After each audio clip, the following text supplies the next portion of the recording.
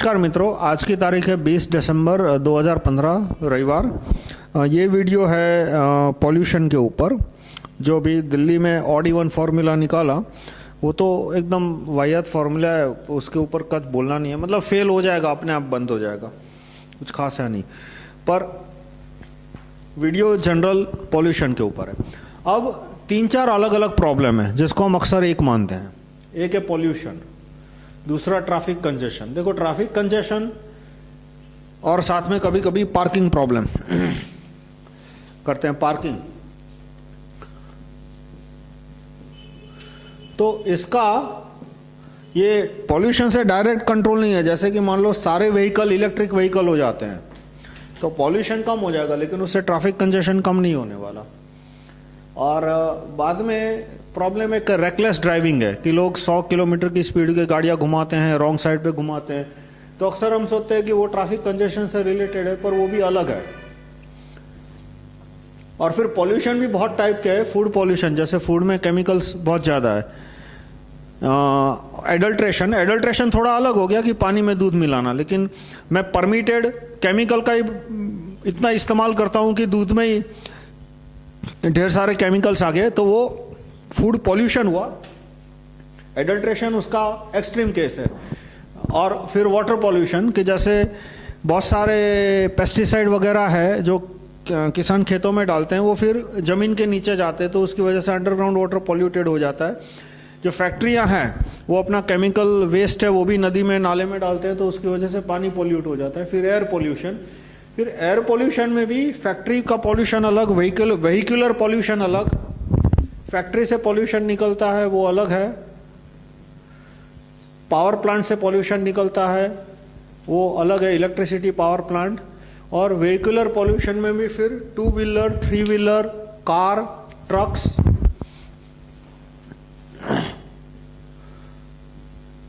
अब कार में भी डीजल कार का पॉल्यूशन अलग होता है, पेट्रोल का अलग होता है, सीएनजी का कम होता है।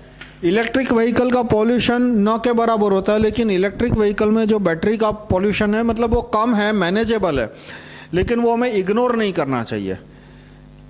मतलब ये नहीं कहना चाहिए कि इलेक्ट्रिक व्हीकल आने से पॉल्यूशन ज़ीरो हो जाएगा, क्योंकि उसमें जो बैटरियाँ फेंकनी पड़ती है, हर 5 साल 10 साल बाद रिप्लेस करनी है, वो भी एक प्रॉब्लम है। और जैसे जैसे इलेक्ट्रिक व्हीकल बढ़ेंगे वो प्रॉब्लम बढ़ती जाएगी।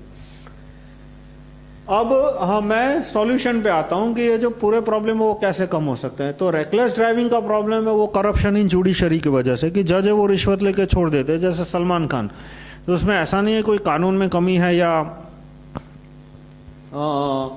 हमारे डीएनए में कोई प्रॉब्लम है। जज करप्ट है, पैसे लेके छोड़ दिया।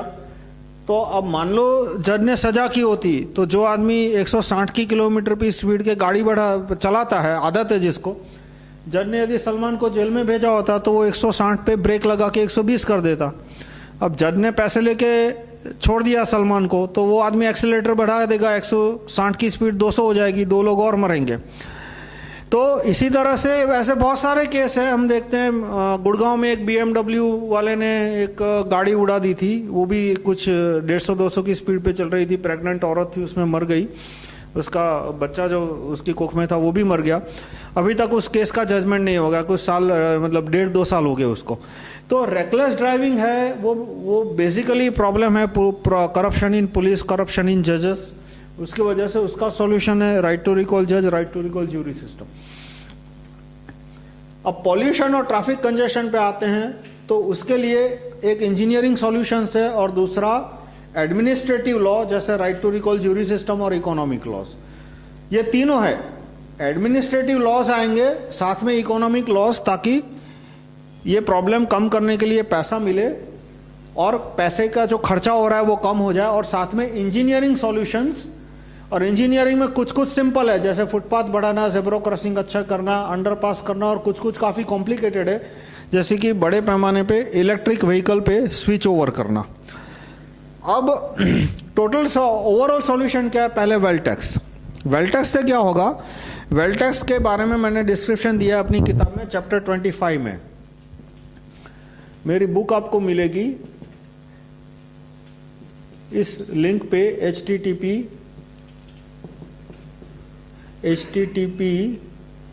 rahulmehta.com/301.htm।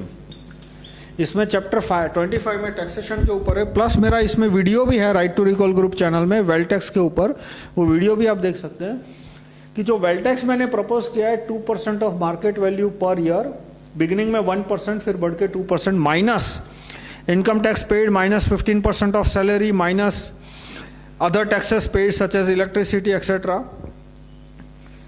तो ये सब आएगा तो उसके बाद जो अपनी वेल्थ का यूज कर रहा है उस पर वेल्थ टैक्स प्रैक्टिकली जीरो आएगा। लेकिन जिसने वेल्थ बड़े पैमाने पे होल्डिंग करके रखा है, जिसके पास मीलों की मील खाली जमीन है, वो उसको इतना भारी टैक्स आएगा कि उसको अपनी जमीन बेचनी पड़ेगी या तो किराए पे देनी पड़ेगी, इससे जमीन के दाम कम हो जाएंगे।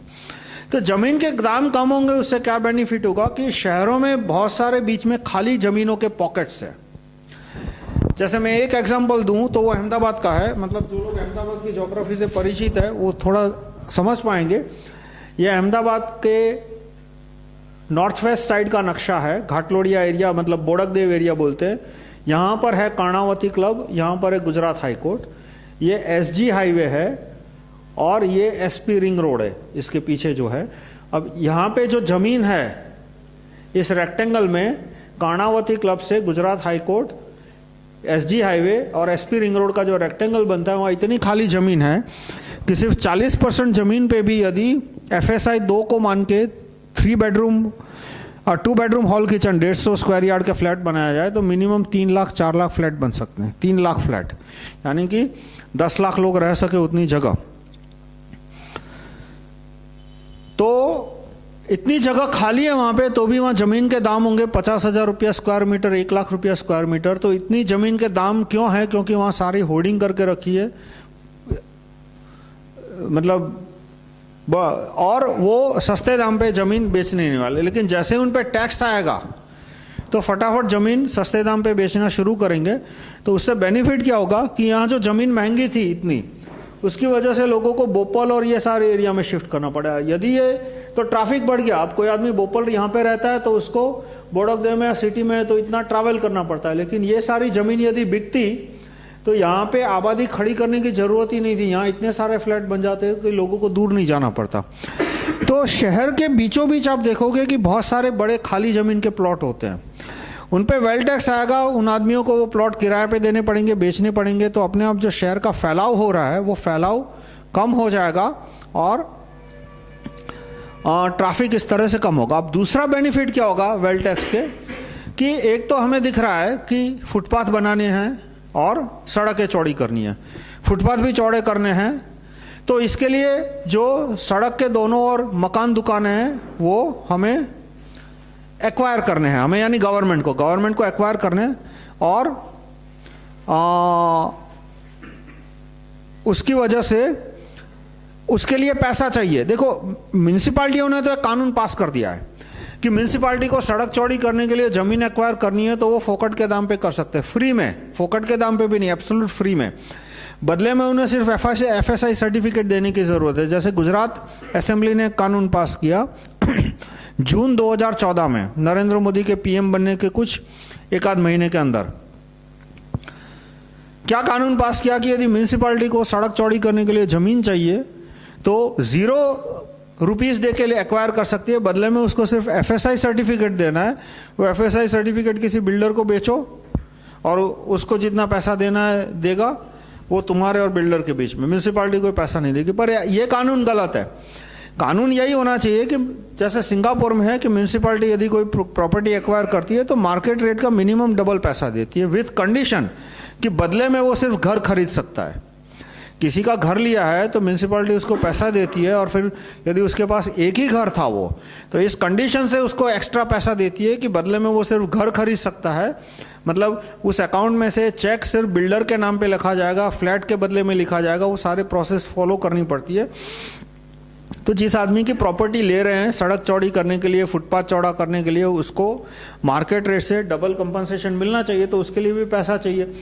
तो वेल्थ टैक्स से पैसा आएगा, उतना ही नहीं, जमीन के दाम कम होंगे। जमीन के दाम कम होंगे तो सड़क चौड़ी करना, फुटपाथ चौड़े करना मुमकिन बनेगा। अब सेकंड जो ट्रैफिक से रिलेटेड सॉल्यूशन है वो फुटपाथ को सुधारना। सबसे बड़ा कारण है कि लोग टू व्हीलर क्यों इस्तेमाल करते हैं। टू व्हीलर इस्तेमाल करने का सबसे बड़ा कारण है कि फुटपाथ खराब है, जिब्रा क्रॉसिंग खराब है, कोई कई जगह तो जिब्रा क्रॉसिंग है ही नहीं। पेडेस्टेरियन क्रॉस लाइट जिसे बोलते हैं कि पेडेस्टेरियन खड़ा है तो उसके सामने लाइट हो, ग्रीन लाइट कि वो चल सकता है, और रेड लाइट हो कि वो नहीं चल सकता। तो बहुत सारी जगह पे पेडेस्टेरियन ट्रैफिक लाइट्स तो है ही नहीं। तो रोड पे चलना, फुटपाथ पे चलना इतना कठिन होता है, इतना डेंजरस भी होता है। कभी कभी सड़क क्रॉस करते समय आदमी का ब्लड प्रेशर बढ़ जाता है क्योंकि ट्रैफिक रुक ही नहीं रहा, चलते ट्रैफिक में उसको क्रॉस करना पड़ता है। तो इसकी वजह से हो सकता है कि इसके बजाय बेटर है मैं टू व्हीलर पे जाऊं या अपनी खुद की गाड़ी खरीदूं।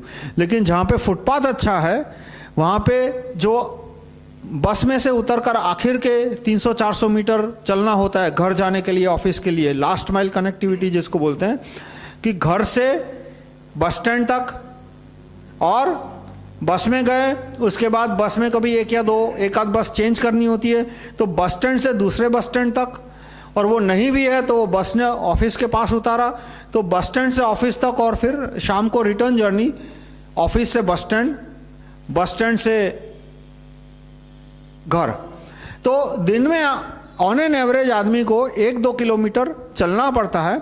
तो यदि फुटपाथ अच्छे हो, ज़ेब्रा क्रॉसिंग अच्छे हो तो आदमी चलेगा तो व्हीकल का इस्तेमाल कम करेगा, और उसका एनफोर्समेंट भी ज़रूरी है।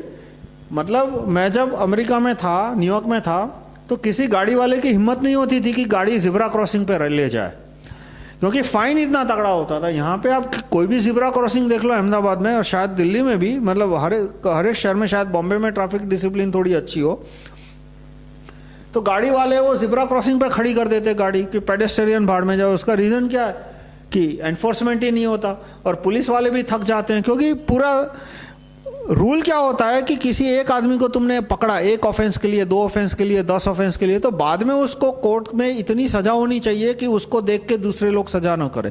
मैं ऐसा नहीं कहता कि उसको जेल होनी चाहिए, दंड होना चाहिए, लेकिन उसका लाइसेंस 6 महीने के लिए सस्पेंड कर दो, या उसका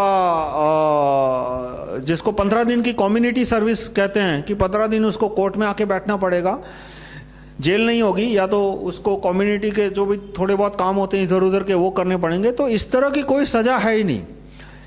दूसरा, सिस्टम भी नहीं बनाई प्रॉपर रिकॉर्डिंग करने के लिए कि ये उसका ये फर्स्ट ऑफेंस है, ये उसका सेकंड ऑफेंस है। तो वो एनफोर्समेंट सिस्टम खड़ी हो तो आज फुटपाथ पे चलना आसान हो जाएगा। दूसरा, फुटपाथ के ऊपर जो खाने पीने का सामान बेचते हैं या कपड़े बेचते हैं वो सब बंद होना चाहिए। ये मतलब एक बकवास है कि वो बेचारे जाएंगे क्या, अरे भाई जहाँ से आए थे वहाँ जाएंगे। फुटपाथ पे यदि कोई आदमी खाना बेच रहा है, कपड़े बेच रहा है, तो उसकी वजह से जो आदमी फुटपाथ पर चलने वाला था उसको सड़क पे चलना पड़ता है, तो उसकी जान का रिस्क बढ़ गया। साथ में जो व्हीकल चला रहा है, गाड़ी चला रहा है, स्कूटर चल रहा है, उसका भी ब्लड प्रेशर बढ़ गया कि मैं कहीं इतने सारे पेडेस्टेरियन घूम रहे हैं, कहीं गलती से मेरी गाड़ी पेडेस्टेरियन को हिट हो गई तो मुझे भी कोर्ट के धक्के हो जाएंगे, मुझे भी सज़ा हो जाएगी। तो जो आदमी फुटपाथ पे बैठ रहा है वो दूसरों की लाइफ खतरे में डाल रहा है, और यदि पेडेस्टेरियन है वो फुटपाथ पे नहीं चलेगा क्योंकि फुटपाथ पे कोई खाना बेच रहा है या कोई कपड़े बेच रहा है, वो सड़क पे चढ़ेगा तो उसकी वजह से जो सड़क पे व्हीकल है, गाड़ी है, टू व्हीलर है, उसकी स्पीड कम हो गई।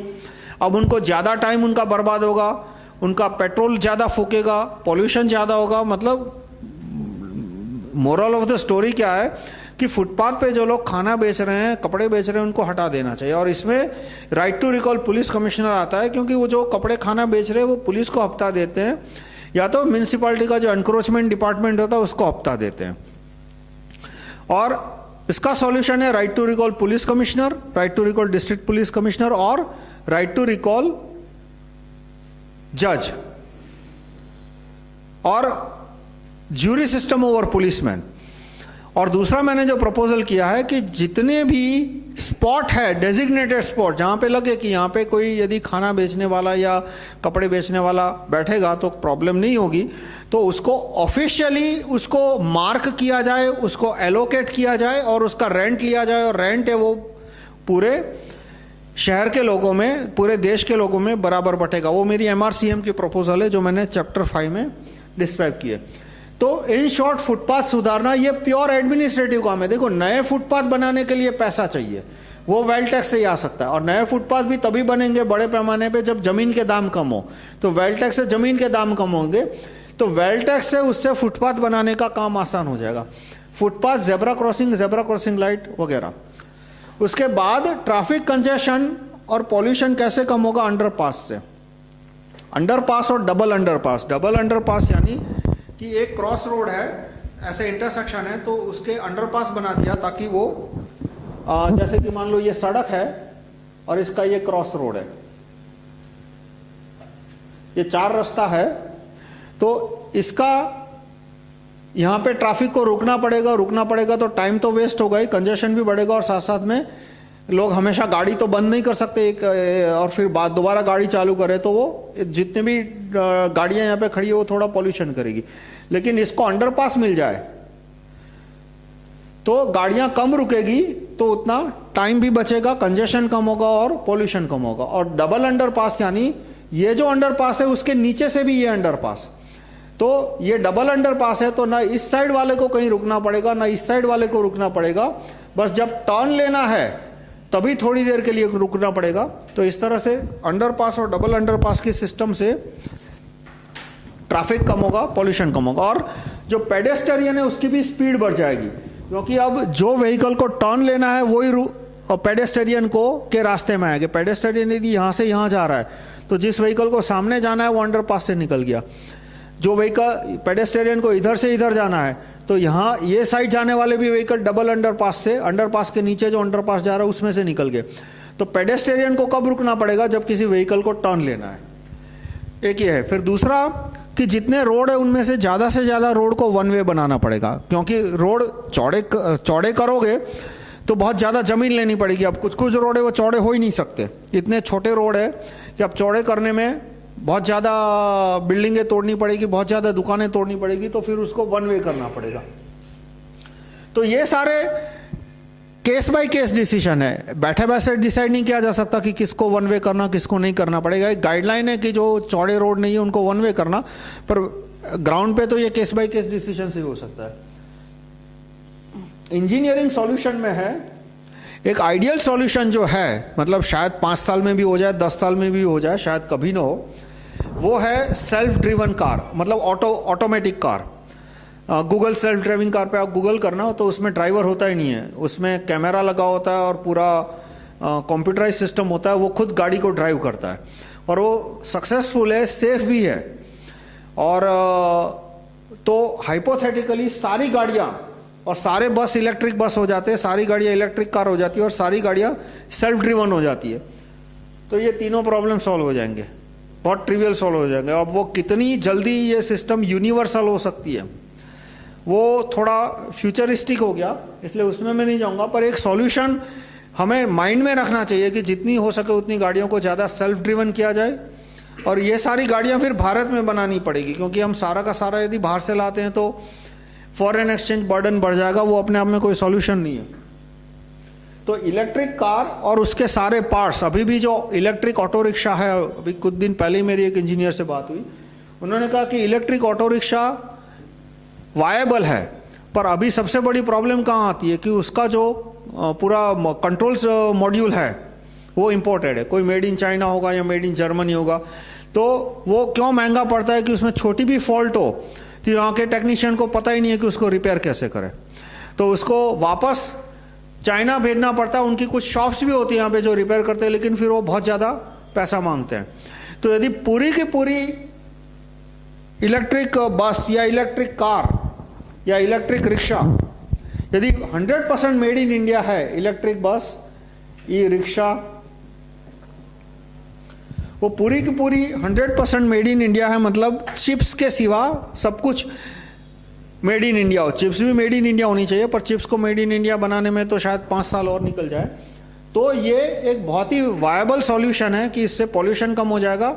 और ट्रैफिक कंजेशन कैसे कम होगा कि बस से यदि लोग 2 व्हीलर को छोड़ के बस में जाते हैं तो अपने आप कंजेशन कम होगा, यदि लोग गाड़ियां छोड़ के रिक्शा में जाते हैं तो पार्किंग के लिए कम जगह चाहिए, कि आदमी ने गाड़ी ली, अब गाड़ी कहीं पार्क करनी पड़ेगी, पार्क करनी पड़ेगी तो जाहिर है कुछ ना कुछ तो स्पेस रोकेगी, लेकिन रिक्शा में गया, रिक्शा में उतर गया तो अब रिक्शा को पार्किंग करने की जरूरत नहीं, वो तो किसी अगले जगह चली जाएगी। अब एडमिनिस्ट्रेटिव सिस्टम में आता है जो पब्लिक ट्रांसपोर्ट है, अहमदाबाद में उसको AMTS बोलते हैं, अहमदाबाद म्यूनिसिपल ट्रांसपोर्ट सर्विस, और दिल्ली में उसको दिल्ली ट्रांसपोर्ट कॉरपोरेशन बोलते हैं, DTC, मतलब पब्लिक ट्रांसपोर्ट इन शॉर्ट। तो उसके चेयरमैन के ऊपर राइट टू रिकॉल की प्रोसीजर लाना, क्योंकि इनके चेयरमैन सभी एफिशिएंट है ऐसी बात नहीं है, सभी इनएफिशिएंट है ऐसी भी बात नहीं है, लेकिन जितनी एफिशिएंसी दिखा सकते हैं, जितने एफिशिएंसी दूसरे देशों के पब्लिक ट्रांसपोर्ट में देखने मिलती है, उसका 5% भी नहीं देखने मिलती।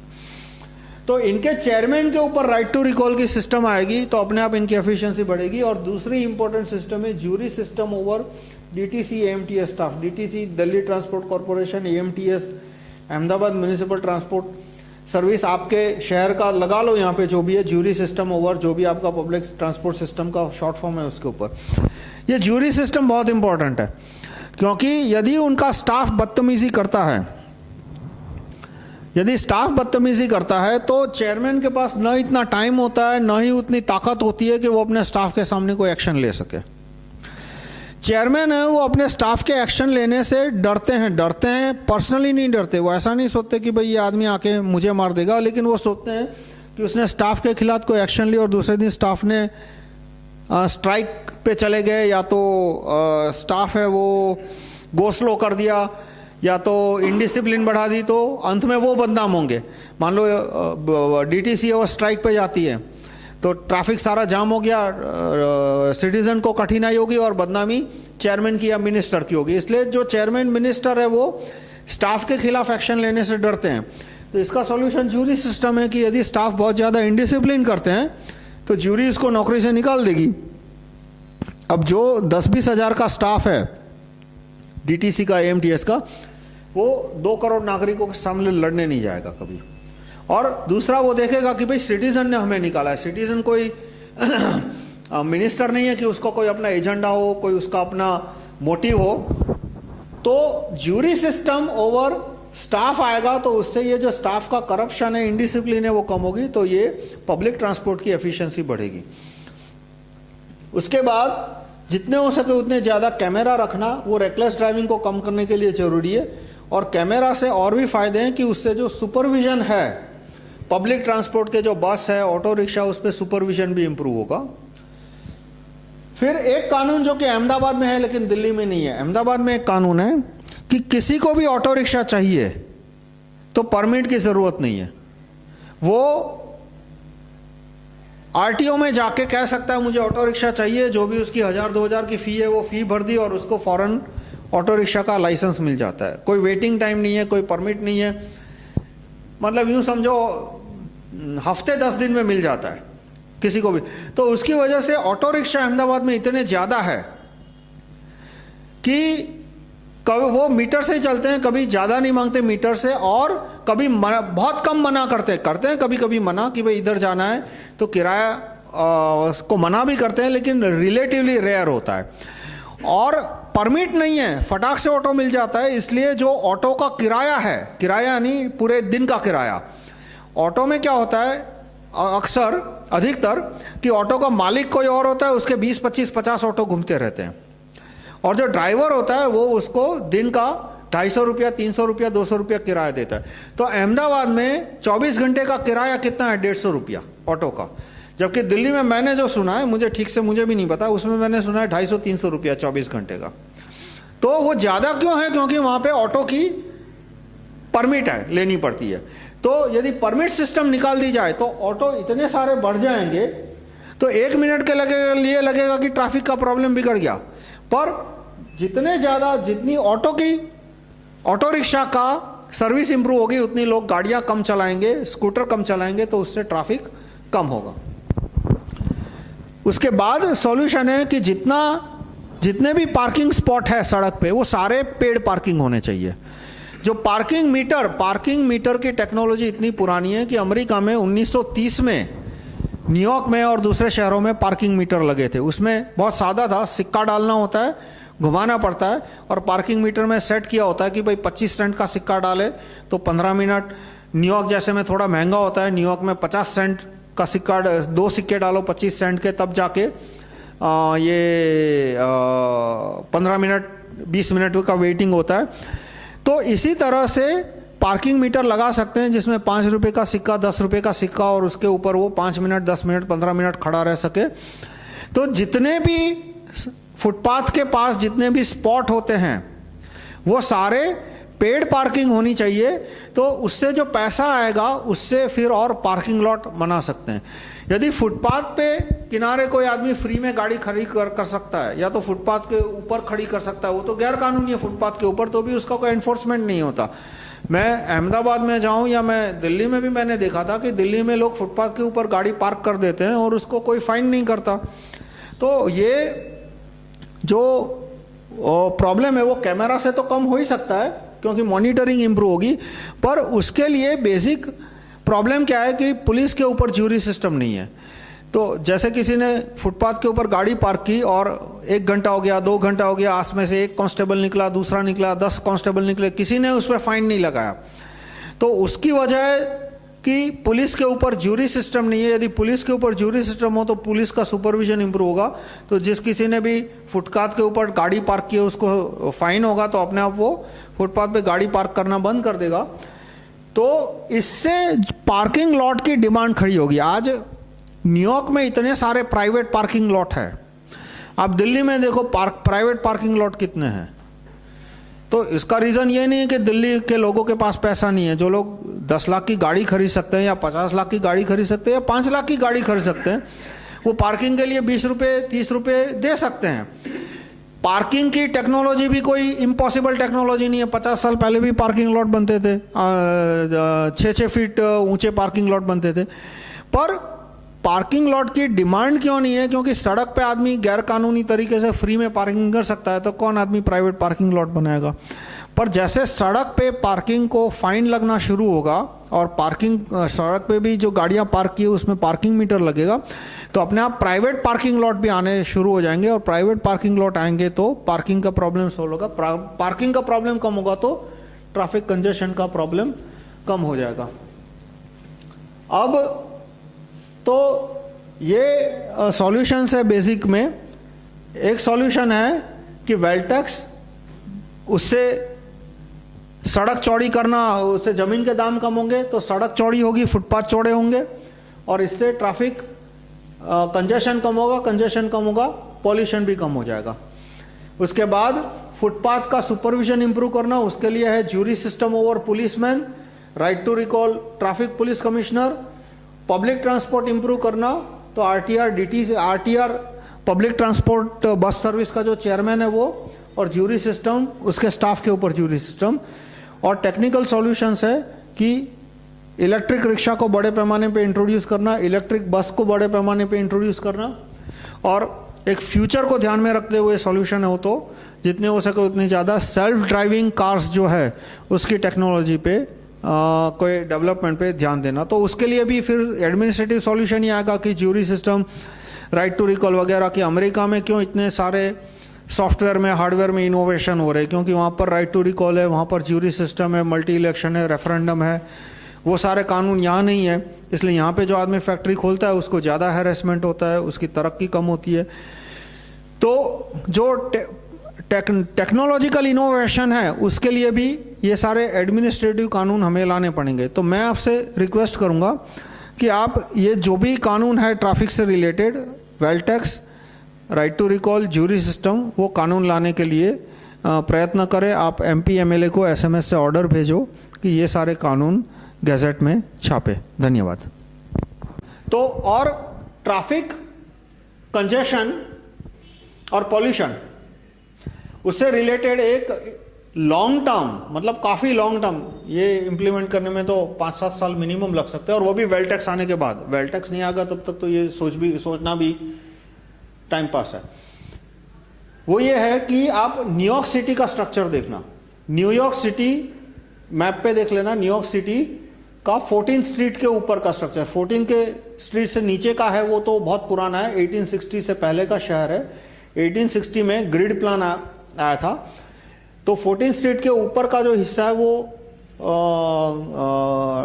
ग्रिड स्ट्रक्चर फॉलो करता है, यानी पूरा शहर है वो ब्लॉक में डिवाइड किया गया है और सारी सड़कें हैं वो सीधी है, क्रॉस रोड भी सीधे हैं और जो मेन रोड भी है वो भी स्ट्रेट है।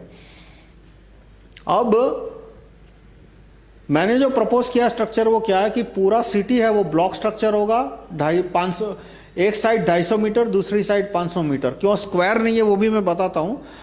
तो और हर एक और बीच में जो सड़क है वो 15-20 मीटर चौड़ी, दूसरी सड़क है वो भी 15-20 मीटर चौड़ी। तो इस तरह से पूरा स्ट्रक्चर है वो यूनिफॉर्म है।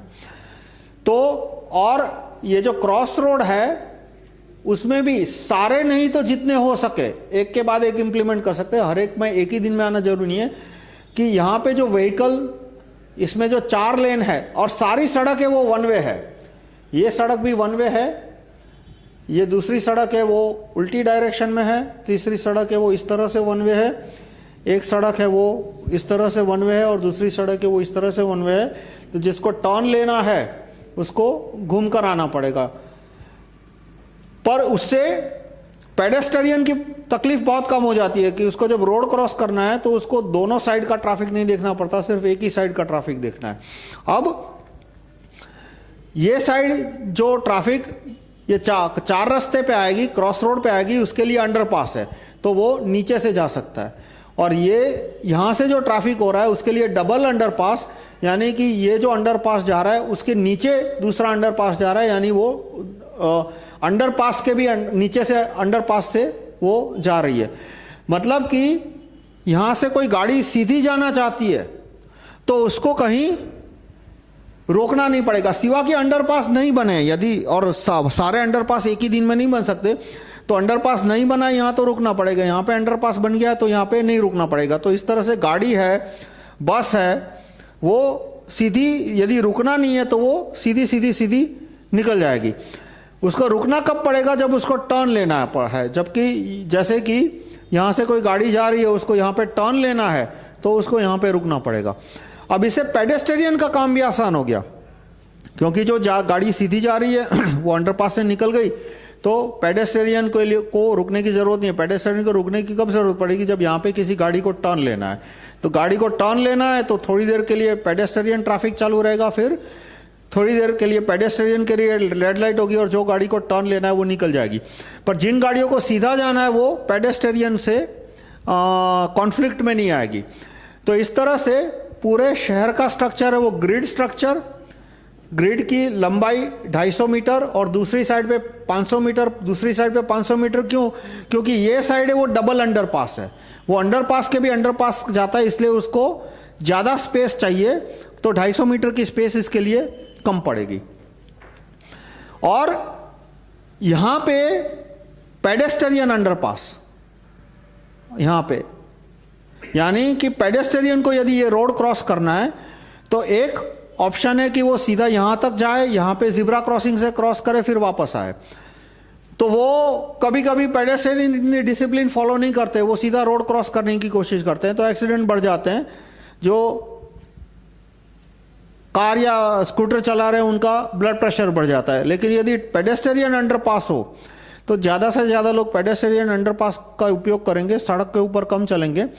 तो इससे अपने आप पेडेस्ट्रियन और जो ट्रैफिक है उसके बीच में कॉन्फ्लिक्ट कम हो जाएगा।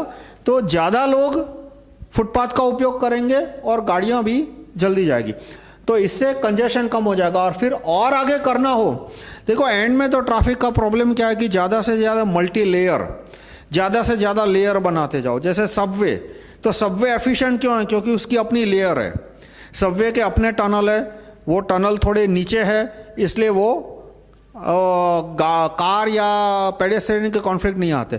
इसी तरह से एलिवेटेड सबवे है, मतलब जहां पे कहीं कहीं के सबवे है वो टनल होती है कि टनल खोद के सबवे बनाते हैं, कहीं कहीं पे ऊपर पूरा एक अलग एलिवेटेड ब्रिज बना देते हैं और ट्रेन है या बस है वो उसके ऊपर जाती है। तो वो क्या हो गया? लेयर बना दिया बेसिकली। तो एंड में तो ट्रैफिक का सॉल्यूशन क्या है कि ज्यादा से ज्यादा लेयर बनाते जाओ। अब खर्चा भी होगा, जितने ज्यादा लेयर बनाओगे उतने ज्यादा खर्चा होगा। तो एक पॉइंट के बाद हम बहुत सारे लेयर नहीं बना सकते। ये जो स्ट्रक्चर है उसमें यदि सबवे बनाना हो तो जो इम्पोर्टेंट सड़क है उसके नीचे सबवे बना सकते हैं, हर तीसरी चौथी सड़क के नीचे। यहाँ पे सबवे नहीं है, यहाँ पे नहीं है, यहाँ पे नहीं है, उसके बाद जो चौथी सड़क है उसके नीचे एक सबवे बना दिया। और जो सबवे में भी फिर इसी तरह से है कि सबवे की भी 2 लेयर बना सकते हैं। एक सबवे जो कि नॉर्थ साउथ डायरेक्शन में जा रही है और उसके नीचे एक दूसरी टनल जो कि ईस्ट वेस्ट डायरेक्शन में जा रही है। तो जितनी ज़्यादा लेयर बनाएंगे उतना कंजेशन कम होगा, उतना ट्रैफिक फास्ट होगा, वो तो ट्रिवियल बात है, पर जितनी ज़्यादा लेयर बनाएंगे उतना ज़्यादा खर्चा भी होगा। लेकिन एडमिनिस्ट्रेटिव पॉइंट कहाँ आता है कि अभी तो सड़कों का जाल बिछा हुआ है, कहीं ग्रिड स्ट्रक्चर नहीं है इंडिया में। अमेरिका में जितने भी शहर बने 1860 के बाद करीब करीब हर एक में ग्रिड स्ट्रक्चर है, मतलब पुराना शहर है वहाँ ग्रिड स्ट्रक्चर नहीं है, जितना नया एरिया 1860 के बना हुआ ग्रिड स्ट्रक्चर है। अभी इंडिया में तो 1860 तो छोड़ो, 1960 नहीं, ईयर 2000 के बाद भी जो नया शहर बना है वहाँ भी कहीं ग्रिड स्ट्रक्चर नहीं है। वहाँ भी मन आए वैसे प्लॉट एलोकेट कर दिए हैं, जिसकी जैसी पहुँच, जिसको जैसा पैसा मिला वैसे टाउन प्लानिंग का नक्शा बनाया, किसी ने ऐसा नक्शा बनाया, किसी ने पैसे दे के क्या, अरे भाई इसमें तो मेरी इतनी ज़मीन जा रही है तो नक्शा बदल के ऐसा कर दिया। मतलब यहाँ कोई डिसिप्लिन फॉलो ही नहीं किए। अब डिसिप्लिन फॉलो करनी होगी तो पहले एक मास्टर मैप रखना पड़ेगा, और फिर वो मास्टर मैप आ जाए उसके बाद ये जो एरिया है वहाँ पे लैंड एक्वायर करना पड़ेगा। तो जाहिर है यहाँ पे जितनी लैंड जाएगी उनको पैसा देना पड़ेगा, तो ये रकम तो बहुत बड़ी हो जाएगी। और ये तभी संभव है जब भारत में वेल्थ टैक्स का कानून आएगा। तो वेल्थ टैक्स का कानून आने के बाद हम ये ग्रिड स्ट्रक्चर इंप्लीमेंट कर सकते हैं, और सिटी में ग्रिड स्ट्रक्चर आएगा तो उससे ट्रैफिक कंजेशन कम होगा और फिर पॉल्यूशन भी कम हो जाएगा। धन्यवाद।